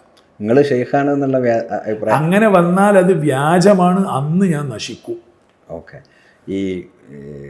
ഇപ്പോൾ ലോകത്ത് വിവിധ ഭാഗങ്ങളിലേക്ക് ഇന്ത്യയിൽ മുഴുവനായിട്ട് കൈകാര്യം ചെയ്യുന്ന നിങ്ങളാണോ? ഇന്ത്യയിൽ അല്ല, ഞാൻ കേരളത്തിലുള്ള അഹ്ബാബുകളുടെ ഖാദിമാണ്. എന്നാൽ വേറെ ഭാഗത്തൊക്കെ ഉണ്ട്, അവരോടൊക്കെ ബന്ധപ്പെടാറുണ്ട്. പിന്നെ ഇന്തോനേഷ്യ, മലേഷ്യ, യൂറോപ്പിലൊക്കെ ഒരുപാട് ശിഷ്യന്മാരുണ്ട്. മലേഷ്യയിലും ഇതിൻ്റെ ഒരു സുഡാൻ കണക്ഷൻ അല്ലേ? സുഡാനിലാണ് ഞങ്ങളുടെ ഷെയ്ഖിൻ്റെ ഷെയ്ഖ് സയ്യിദിയ ഷെയ്ഖ് ഫഖറുദ്ദീൻ മുഹമ്മദ് ഉസ്മാൻ റളിയല്ലാഹു അൻഹു. അവരുടെ താവഴിയിൽ, അവരുടെ വഴിയിൽ തിരഞ്ഞെടുക്കപ്പെട്ടയാളാണ് സയ്യിദി മൗലാന ഷെയ്ഖ് മുഖ്താർ. അവിടെ പോയിട്ടുണ്ട് നിങ്ങൾ? ഇല്ല, അവിടെ ഞാൻ പലയിടത്തും പോയ കൂട്ടത്തിൽ പല രാജ്യങ്ങളും അൽഹംദുലില്ലാഹ് പിന്നീട് പോകാൻ കഴിഞ്ഞല്ലോ. പിന്നെ അത് കഴിഞ്ഞിപ്പം ഈ സംഘടനയിൽ നടപടിയൊക്കെ എടുത്തല്ലോ എന്ന് പറഞ്ഞാൽ അതുകൂടി പറഞ്ഞ് നമുക്ക് അവസാനിപ്പിക്കാം. അപ്പോൾ AP ഉസ്താദിൻ്റെ നിലപാട് എന്തായിരുന്നു? ഉസ്താദാണല്ലോ നിങ്ങളെ. നടപടി എന്ന് പറയുമ്പോഴും പലരുടെയും തെറ്റിദ്ധാരണ നീങ്ങാൻ വേണ്ടി പറയാം. AP ഉസ്താദ് എന്നെ വീട്ടിലേക്ക് വിളിച്ചു വരുത്തി കാര്യങ്ങളൊക്കെ ചോദിച്ചു. തങ്ങളുടെ അടുത്ത് പോയി അതിൻ്റെ ഒരു ക്ലിയർ കിട്ടി. അതോടുകൂടി ഇതല്ലാത്തൊരു ചർച്ച അല്ലല്ലോ. പിന്നെ മർക്കസ് കോംപ്ലക്സിലേക്ക് എന്നെ വിളിച്ചു. എൻ്റെ തരീഖത്തിലെ അബദ്ധമോ എൻ്റെ ഷെയ്ഖിലെ അബദ്ധമോ ഒന്നും ചർച്ചയിൽ വന്നില്ല. ഒറ്റ ചോദ്യമായി AP ഉസ്താദ് എന്ന ആ വിശാല മനുഷ്യൻ എന്നോട് ചോദിച്ചത്, കക്കാട് ഇവിടുത്തെ വലിയ ഹിദമത്തിൽ ഇതൊക്കെ മുടങ്ങിപ്പോകുമല്ലോ, അതുകൊണ്ട് കക്കാട് സംഘടനയുടെ ഒരു വക്താവായി തന്നെ തുടരുന്നതല്ലേ നല്ലത്. അപ്പോൾ ഈ പറഞ്ഞ ഉസ്താദുമാരൊക്കെ ഉണ്ട്. അപ്പോൾ തരീഖത്തിൻ്റെ ശരാശരിയെക്കുറിച്ച് ചർച്ചയല്ല. അപ്പോൾ ഞാൻ AP ഉസ്താദിനോട് സ്നേഹത്തോടെ ഇവരുടെ മുമ്പെന്ന് പറഞ്ഞു, ഉസ്താദെ, എനിക്കെൻ്റെ ഷെയ്ഖ് ഈ ഔറാദും ഈ മാലയും തരുമ്പോൾ ഈ ത്വരീഖത്ത് സംബന്ധമായി ആരെങ്കിലും നിന്നോട് ചോദിക്കാനും അന്വേഷിക്കാനും വന്നാൽ നീ അത് പറഞ്ഞു കൊടുക്കണം എന്നാണ് പറഞ്ഞത്. അതെനിക്ക് നിർബന്ധമല്ലേ? അതിൻ്റെ ഷെയ്ഖ് എന്നോട് പറഞ്ഞ ഒരു മര്യാദയല്ലേ? AP ഉസ്താദ് സൗമ്യനായി പറഞ്ഞു, ഓക്കെ, അതാണെങ്കിൽ പ്രശ്നമൊന്നുമില്ല, ഞാൻ ഷെയ്ഖിനെ കണ്ട് അത് നിങ്ങൾക്ക് ഒഴിവാക്കി തരാം, നിങ്ങളുടെ ഷെയ്ഖിന് അത് മനസ്സിലാവും. ഞാൻ പറഞ്ഞു, എന്നാൽ എനിക്കൊരു വിരോധവുമില്ല. ഷെയ്ഖ് പറയാണ്, അവിടുത്തെ മസ്ലഹത്തിന് വേണ്ടി നീ ഒറ്റക്ക് കൊണ്ടു നടന്നാൽ മതി, വേറെ ആർക്കും പറഞ്ഞു കൊടുക്കേണ്ട ബാധ്യതയില്ല. അപ്പോൾ യോഗം സമംഗളം പിരിയാനായി. അത് എ പി ഉസ്താദ് നേടിത്തന്നാൽ എനിക്ക് ഹജ്ജിൻ്റെ അമീറായി തുടരാം, മർക്കസിൻ്റെ പ്രിൻസിപ്പാളായി തുടരാം, അതിലും അപ്പുറം പ്രസംഗങ്ങളൊക്കെ ഇന്ന് എവിടെയും എത്താം. ഞാൻ അതൊരു നഷ്ടബോധത്തോടല്ല പറയണത്. ഷെയ്ഖ് തന്നത് എനിക്ക് നിലനിർത്തല്ലേ വേണ്ടത്. എ പി ഉസ്താദ് അത് പറഞ്ഞപ്പോൾ യോഗം സമങ്കളം പിരിയുന്നിടത്തെത്തി. ഈ പറഞ്ഞ ഉസ്താദുമാരൊക്കെ ഉണ്ട്, പേര് പറയുന്നില്ല. അപ്പം ഞാൻ പറഞ്ഞു, ഒരൊറ്റ റിക്വസ്റ്റ് കൂടി ഉണ്ട്. 1 മാസം അല്ലെങ്കിൽ ഒരു 3 മാസം എന്ന സമയം നിശ്ചയിക്കണം. കാരണം സംഘടനയിലെ ചില തീരുമാനങ്ങളൊക്കെ മൗനമായി തന്നെ തുടരും. അത് ജിദ്ദയിലൊക്കെ എനിക്ക് അനുഭവമുള്ളതാണ്. അതുകൊണ്ട് ഉസ്താദ് ഒന്ന് പോയി കണ്ട് തിരിച്ചു വരുന്നത് വരെ ഞാൻ സൈലൻ്റ് ആവാം. അത് കഴിഞ്ഞ് ഉസ്താദ് ഒരു സമ്മതം കൊണ്ടെത്തന്നാ ഓക്കെ, ഇല്ലെങ്കിൽ ഞാൻ ഇത് ഞാൻ പറയാൻ എനിക്ക് തോഫീഖുണ്ടായി. അപ്പോൾ ആ കൂട്ടത്തിൽ ഒരു പണ്ഡിതൻ എഴുന്നേറ്റ് പറഞ്ഞു, അതൊന്നും നടക്കണ കാര്യമല്ല. എന്നിട്ട് 2-3 ആളെ പേര് പറഞ്ഞു. അവരൊക്കെ ഇറാഖിലും ബഗ്ദാദിലും പോയി ഓരോ ഷെയ്ഖന്മാരെ സ്വീകരിച്ച് വരിക, അവിടെയൊക്കെ പോയി എ പി ഉസ്താദ് പോയി സംസാരിക്കുക, ആ ഷെയ്ഖിനെ കണ്ട്. അതൊന്നും നടക്കുന്ന കാര്യമല്ല. അപ്പം ഞാൻ പറഞ്ഞു, എങ്കിൽ ഈ സംഘടനാ പേരും പെരുമയൊന്നും ഞാൻ ഇതുമായി ബന്ധപ്പെടുത്തുന്നില്ല. എനിക്ക് രണ്ടും ഒരുമിച്ച് കൂട്ടി പോകണം എന്നാണ് ആഗ്രഹിക്കുന്നത്. അതിന് പറ്റുന്നില്ലെങ്കിൽ ഞാൻ പ്രിഫറൻസ് കൊടുക്കുക ഇതിനാണ്. എനിക്ക് ആത്മീയ അനുഭവ ബോധ്യമുള്ള അറിവിൻ്റെയും ബുദ്ധിയുടെയും ന്യായത്തിൻ്റെയും വെളിച്ചത്തിൽ എനിക്ക് ബോധ്യമുള്ളതല്ലേ. അതും പറഞ്ഞ് ആ യോഗത്തിൽ സ്നേഹത്തോടെ ഇറങ്ങിയതാ. അല്ലാതെ ഒരു പഠനോ ഒരു വിചാരണ പോകട്ടെ. ആ ഷെയ്ഖ് മിസ്റിലുണ്ടല്ലോ, ഒരു പണ്ഡിതൻ അദ്ദേഹത്തെ പോയി കണ്ട് 10 മിനിറ്റ് സംസാരിച്ചിട്ട് അദ്ദേഹത്തിനുള്ള തെറ്റുകളോ കുറവുകളോ പറയുന്ന ഒരു പരിപാടി ഉണ്ടായിട്ടില്ലല്ലോ. ഇരു സമസ്തയും അത് ചെയ്തിട്ടില്ല, ചെയ്യേണ്ട ആവശ്യവും അവർക്ക് ഉണ്ടായിട്ടില്ല. എന്നാൽ സമസ്ത കേരള ജമിയത്തുൽ ഉലമയുടെ അതുമായി ബന്ധപ്പെട്ട വലിയ ഉസ്താദുമാർ, വലിയ മഹാന്മാർ ഇന്നും എന്നും എപ്പോഴും നല്ല സൗഹൃദത്തിലാണ്, എപ്പോഴും നല്ല സൗഹൃദത്തിലാണ്. പക്ഷെ സംഘടനയുടെ ഹൈറ് അത് തുടരണം. എന്നാൽ മശായിഖന്മാരുടെ വഴി അത് ലഭിച്ചവർ അച്ചടക്കത്തോടെ അതും തുടരണം. നമുക്ക് അവസാനിപ്പിക്കാം ഒറ്റ ഒരു കാര്യമാണ്. ഈ ഇപ്പോൾ എ പി ഉസ്താദ് ഇപ്പം ഭയങ്കര ഒരു സെക്കുലറായ അല്ലെങ്കിൽ വലിയൊരു നിമിഷപ്രിയയുടെ വിഷയത്തിൽ അതിൽ നിങ്ങളുടെ ഒരു പ്രസംഗം നടത്തിയല്ലോ, സമസ്തയുടെ 2 കൂട്ടരും വാർഷികത്തിൽ 2 പേരും പങ്കെടുക്കണം, അങ്ങനെ ഒരു ആശയം ഉണ്ടോ? അതെ, അതായത് നിമിഷപ്രിയ വിഷയത്തിൽ എ പി ഉസ്താദിന് വലിയൊരു അംഗീകാരമാണ് മതേതര കേരളത്തിൽ ഇന്ത്യയിൽ കിട്ടിയത്. എ പി ഉസ്താദിൻ്റെ ആ തൗഫീഖിൽ അഭിമാനിക്കുന്ന ആളാണ് ഞാൻ. കാരണം എനിക്കുണ്ടായ ഹൈറുകളുടെ മുഴുവൻ അവലംബം അദ്ദേഹമാണ്. ഒരു 3-4 മാസമായിട്ടുണ്ടാവും. അവിടുന്ന് എന്നെ ഫോൺ ചെയ്തു. ഉസ്താദ് ഇങ്ങോട്ട് വിളിച്ചോ? ഉസ്താദ് എന്നെ ഇങ്ങോട്ട് വിളിച്ചു. അതിൻ്റെ മുന്നേ അവസാനം എപ്പോഴാണ് വിളിച്ചേ? അതിൻ്റെ കുറച്ച് മുമ്പ് അവിടുന്ന് ഇവിടുന്ന് ഒക്കെ കണ്ടിട്ടുണ്ട്, കാണാറുണ്ട്, ലോക്യം പറയാറുണ്ട്. ചിലയിടത്തുനിന്ന് കണ്ടിട്ട് എന്നെ തിരിച്ചറിയാതെ വന്നപ്പോൾ പിന്നെ എ പി ഉസ്താദ് കാറ് നിർത്തിയിട്ട് എന്നെ വിളിച്ചിട്ട്, കക്കാട് അവിടെ ഉണ്ടായിരുന്നില്ലേ, എനിക്ക് പെട്ടെന്ന് മനസ്സിലായില്ലല്ലോ, എന്നാൽ നിങ്ങൾ എന്നോട് അത് പറയണ്ടേ എന്നൊക്കെ ചോദിച്ചിട്ടുണ്ട്. അതായത് വ്യക്തിപരമായി അദ്ദേഹത്തിൻ്റെ വിശാലത എന്നേ അതിനർത്ഥമുള്ളൂ. ഇനിയിപ്പോൾ ഞാൻ തന്നെ പറയാം, അതിൻ്റെ അർത്ഥം എൻ്റെ തരീഖത്തിനെയും എൻ്റെ ഷെയ്ഖിൻ്റെ എല്ലാ പരിപാടികളെയും എ പി ഉസ്താദ് എന്ന മഹാൻ അംഗീകരിക്കുന്നു എന്നൊന്നും ഞാൻ പ്രചരിപ്പിക്കുന്നില്ല. അത് പറയേണ്ട കാര്യമില്ല. അതിൻ്റെ പേരിൽ അദ്ദേഹത്തെ ഒരിക്കലും ആരും വിഷമിപ്പിക്കുകയും വേണ്ട. പക്ഷെ എന്നെ വിളിച്ചിട്ട് പറഞ്ഞു, കക്കാട് നിങ്ങളുടെ പ്രസംഗം കേട്ടപ്പോൾ ഒരു അഭിനന്ദനവും സന്തോഷവും. അത് അദ്ദേഹത്തിൻ്റെ വിശാലതയാണ്. എന്തോ ഒരു നല്ല വാക്ക്.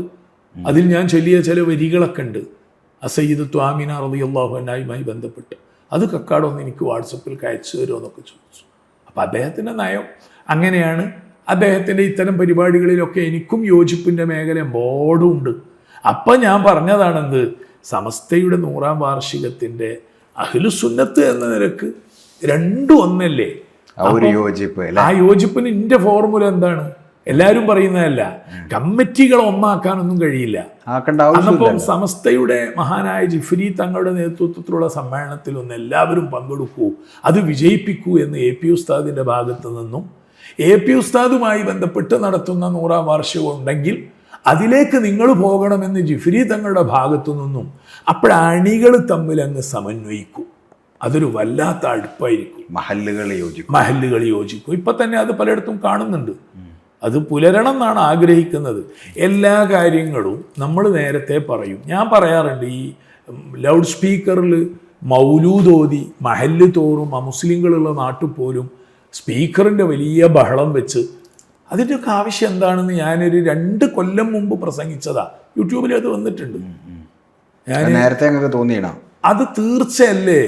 ഒരു മതേതര സമൂഹത്തിൽ മറ്റ് ഹൈന്ദവ സുഹൃത്തുക്കളൊക്കെ നമ്മളോട് സഹകരിക്കുന്നവരാ. അപ്പോൾ പിന്നെ പള്ളിയിൽ നിന്ന് 10 മണി വരെ ഉറക്ക സ്പീക്കറിൽ മൗലിദ് ഓതുന്നുണ്ട്. മൗലിദ് ഓതണം, അത് പള്ളിയിൽ നല്ല ക്യാബിൻ വെക്കണം, ഉള്ളിൽ ആസ്വദിക്കാൻ പറ്റിയ രൂപത്തിൽ. അത് മതി എന്ന് ഞാൻ പ്രസംഗത്തിൽ പറഞ്ഞു. എന്നല്ല, ഒരു വർഷം മുമ്പ് ഞാൻ കോഴിക്കോട് പട്ടാളപ്പള്ളിയിലെ, ഇത് ഞാൻ വെളിപ്പെടുത്താറില്ല, എനിക്ക് മനസ്സിൽ തോന്നിയ ഒരു ആശയമായിരുന്നു. കോഴിക്കോട് പട്ടാളപ്പള്ളിയിലെ കമ്മിറ്റിക്ക് പേരെഴുതി കത്ത് കൊടുത്തു ഞാൻ. എന്തുകൊണ്ട്? അവിടെ മുതലക്കുളം മൈതാന മുറ്റത്താ ചിദാനന്ദപുരി സ്വാമികളുടെ പ്രഭാഷണം ഞാൻ പലപ്പോഴും പോയിട്ടുണ്ട് മുമ്പ്. അപ്പോഴും മഗ്രിബിൻ്റെ ബാങ്കും വരും, ഇഷാൻ്റെ ബാങ്കും വരും. അത് മൈക്കിൽ ഉയർന്ന ശബ്ദത്തിൽ വരുമ്പോൾ ഈ അമുസ്ലിങ്ങളുടെ മിനിറ്റുകൾ പരിപാടി നിർത്തി വെക്കാനൊന്നും ചിലപ്പോൾ അവർക്ക് കഴിയില്ല. അപ്പം അതൊരു വല്ലാത്ത വിഷമാണ്. ഞാൻ അവരോട് പറഞ്ഞു, നിങ്ങൾ ഇത്തരം പൊതുപരിപാടി മുതലക്കുളം മൈതാനിയിൽ നടക്കുമ്പോൾ അന്നത്തെ ഒരു മഗ്രിബ് ഇഷാവിൻ്റെ ബാങ്ക് പള്ളിയിൽ ഒതുങ്ങുക, എന്താ കുഴപ്പം? അല്ലെങ്കിൽ ബാങ്കിൻ്റെ ശബ്ദം കേട്ടിട്ടാണോ ഇപ്പം നിസ്കരിക്കാൻ ആളുകൾ പള്ളിയിലേക്ക് പോവുക? അതൊരു ഷിയാറാണ്. ആ ഷിയാർ നടക്കണം. അതിന് അനുകൂലമായ സാഹചര്യത്തിലും രീതിയിലും. പട്ടാള കമ്മിറ്റിക്ക് ഞാൻ കത്ത് കൊടുത്തു, പക്ഷേ ഇതുവരെ മറുപടി ഒന്നും വന്നിട്ടില്ല.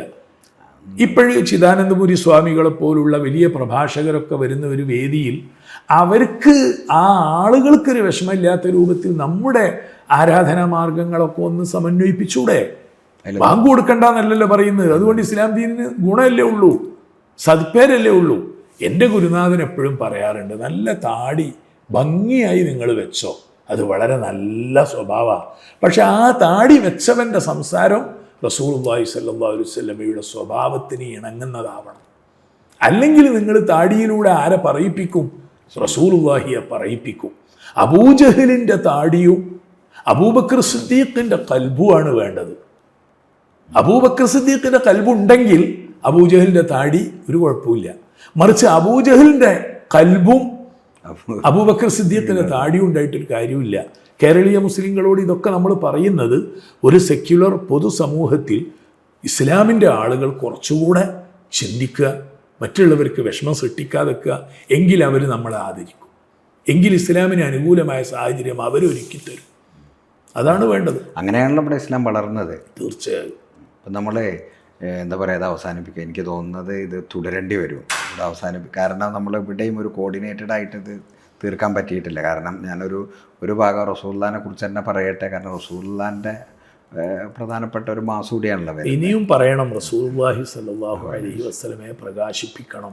അത് കാതിലൂടെ കൊടുക്കുക, നാവിലൂടെ കൊടുക്കുക, കണ്ണിലൂടെ കൊടുക്കുക, ബുദ്ധിയിലൂടെ കൊടുക്കുക. എന്നാൽ കൽബിൽ നിന്ന് കൽബിലേക്ക് കൊടുക്കുന്ന, വാങ്ങുന്ന, പകരുന്ന ഒരു രീതി, അതിന് സയ്യിദുനാ റസൂലുള്ളാഹി സ്വല്ലല്ലാഹു അലൈഹി വസല്ലമ എന്ന ഈ പുസ്തകം ഇനി 4-ാം വള്ളിയത്തിൻ്റെ എഴുത്ത് ഇൻഷാ അല്ലാഹ് സജീവമായി തുടരുന്നുണ്ട്. ഓക്കെ, എത്ര വള്ളി ഉണ്ടാവും? അത് 5, 6 ഒക്കെ ആവാം എന്നുള്ളതാണ്. 7 മനസ്സിൽ. എന്താണ് കക്കാടിൻ്റെ ആഗ്രഹം എന്ന് പറഞ്ഞാൽ എവിടെ എത്തണമെന്നാണ്? ഈ ത്വരീഖത്ത്, അതേപോലെ ഈ പ്രസംഗം എവിടെ എത്തണം എന്നാണ് ആഗ്രഹിക്കുന്നത്? സയ്യിദുനാ റസൂലുള്ളാഹി സ്വല്ലല്ലാഹു അലൈഹി വസല്ലമയുടെ ഹൃദയ പൊരുളുകൾ സ്വീകരിച്ച് ആ പൊരുത്തത്തിൽ ഒരു ഖാദിമായി പരിശുദ്ധ ദീനിനെ സേവിക്കാനും ആ ദീനീ സേവനം മറ്റുള്ളവർക്ക് കൂടി പ്രയോജനപ്പെടാൻ പറ്റുന്നത് കബൂലാവാനും എൻ്റെ പുസ്തകം അല്ലാഹുവിങ്കൽ സ്വീകാര്യമായി കിട്ടണം. അതാണ്, അങ്ങനെ ആവട്ടെ. എൻ്റെ പരിശ്രമങ്ങളും അങ്ങനെ ആവട്ടെ.